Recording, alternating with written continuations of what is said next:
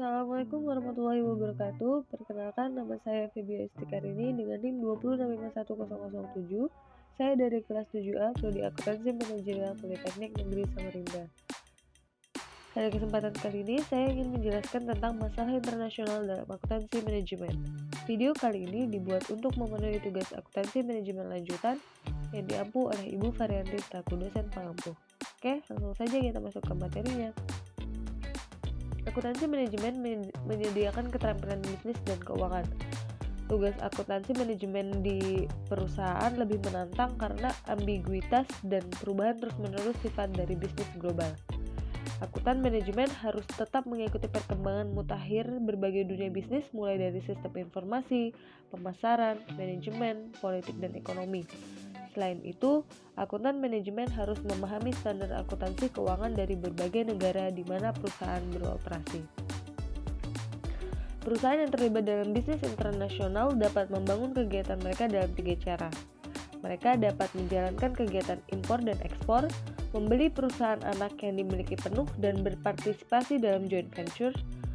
Akuntan manajemen juga harus memperhatikan potensi eksposur perusahaan mereka terhadap risiko transaksi, risiko ekonomi, dan risiko translasi. Mereka dapat melakukan hedging untuk membatasi eksposur perusahaan terhadap ketiga risiko tersebut. Perusahaan multinasional pada umumnya memilih bentuk desentralisasi. MNC memilih bentuk desentralisasi karena alasan yang hampir sama dengan alasan perusahaan nasional memilih desentralisasi. Ada banyak alasan mengapa MNC memilih desentralisasi. Dengan desentralisasi, manajer lokal mampu menghasilkan keputusan memberi tanggapan yang lebih tepat waktu untuk mengubah keadaan.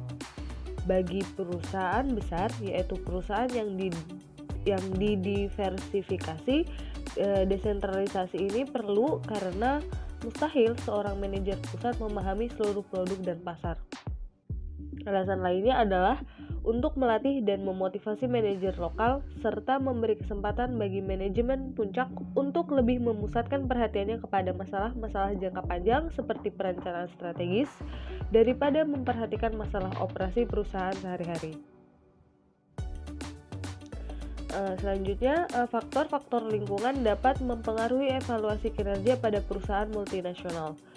Faktor-faktor tersebut adalah faktor sosial, ekonomi, politik, hukum, dan budaya yang membedakan suatu negara dari negara lainnya serta di luar kontrol manajer.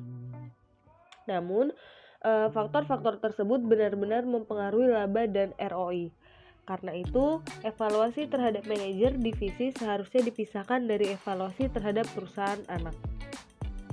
Next, ketika satu divisi dari suatu perusahaan memproduksi produk yang digunakan dalam proses produksi divisi lain, maka muncullah masalah harga transfer. Harga transfer ini merupakan pendapatan bagi divisi penjual dan biaya bagi divisi pembeli. Sama halnya dengan perusahaan domestik, MNC dapat menggunakan harga transfer dalam evaluasi kinerja.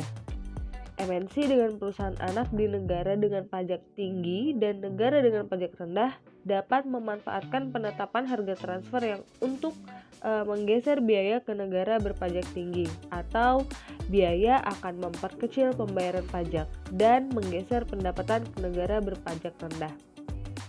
MNC menghadapi masalah-masalah etika yang tidak dihadapi perusahaan domestik. Masing-masing negara mempunyai kebiasaan dan peraturan yang berbeda. MNC harus menetapkan apakah kebiasaan tertentu benar-benar suatu cara berbisnis yang berbeda atau apakah merupakan pelanggaran atas kode etik berbisnisnya. Kaplan dan Norton tahun 1996 menulis mengenai penggunaan balance scorecard sebagai sistem manajemen strategi. Balance scorecard dapat berfungsi sebagai alat untuk mengawasi apakah strategi perusahaan telah dijalankan dan juga untuk menilai apakah strategi yang telah ditetapkan ini sudah tepat. Ada 4 perspektif balance scorecard. Yang pertama yaitu perspektif keuangan. Pengukuran kinerja keuangan akan menunjukkan apakah perencanaan dan pelaksanaan strategi memberikan perbaikan yang mendasar bagi keuntungan perusahaan. Perbaikan-perbaikan ini tercermin dalam sasaran-sasaran yang secara khusus berhubungan dengan keuntungan yang terukur, pertumbuhan usaha, dan nilai pemegang saham. Pengukuran kinerja keuangan mempertimbangkan adanya tahapan dari siklus kehidupan bisnis yaitu growth, sustain, dan harvest. Setiap tahapan memiliki sasaran yang berbeda sehingga penekanan pengukurannya pun berbeda pula. Yang kedua yaitu perspektif pelanggan.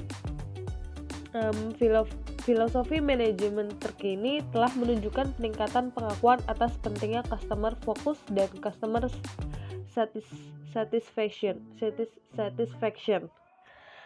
Perspektif ini merupakan leading indikator. Jadi, jika pelanggan tidak puas, mereka akan mencari produsen lain yang sesuai dengan kebutuhan mereka. Kinerja yang buruk dari perspektif ini akan menurunkan jumlah pelanggan di masa depan, meskipun saat ini kinerja keuangan terlihat baik. Perspektif pelanggan memiliki dua kelompok pengukuran, yaitu Customer Core Measurement dan Customer Value Proposition. Yang ketiga yaitu perspektif proses bisnis internal. Di sini manajemen mengidentifikasi proses internal bisnis yang kritis yang harus diunggulkan perusahaan. Scorecard dalam perspektif ini memungkinkan manajer untuk mengetahui seberapa baik bisnis mereka berjalan dan apakah produk dan atau jasa mereka sesuai dengan spesifikasi pelanggan. Perspektif ini harus didesain dengan hati-hati oleh mereka yang paling mengetahui misi perusahaan yang mungkin tidak dapat dilakukan oleh konsultan luar. Yang keempat yaitu perspektif pembelajaran dan pertumbuhan. Proses pembelajaran dan pertumbuhan ini bersumber dari faktor sumber daya manusia, sistem, dan prosedur organisasi. Termasuk dalam perspektif ini adalah pelatihan pegawai dan budaya perusahaan yang berhubungan dengan perbaikan individu dan organisasi. Dalam organisasi, knowledge worker, manusia adalah sumber daya utama. Dalam berbagai kasus, perspektif pembelajaran dan pertumbuhan merupakan fondasi keberhasilan bagi knowledge worker organization dengan tetap memperhatikan faktor sistem dan organisasi. Oke, mungkin cukup sekian yang bisa saya jelaskan. Kurang dan lebihnya saya mohon maaf. Assalamualaikum warahmatullahi wabarakatuh.